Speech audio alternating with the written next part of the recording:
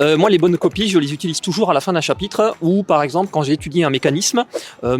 Par exemple, si j'étudie le mécanisme ISLM, je vais chercher des bonnes copies où le mécanisme ISLM apparaît et je vais juste en fait ressortir de la copie. Je vais faire une capture d'écran et je vais expliquer comment l'étudiant qui a la bonne copie a introduit le modèle ISLM, comment on enchaîne ensuite.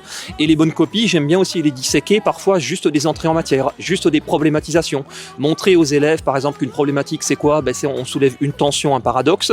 Sur les bonnes copies, justement, où est-ce que le paradoxe ressort? La façon de faire des plans. Donc moi je trouve qu'en tant qu'enseignant, effectivement, déjà, en tant qu'enseignant, quand on prend de l'âge, on se sépare de plus en plus de jeunes qui restent toujours à 18-20 ans.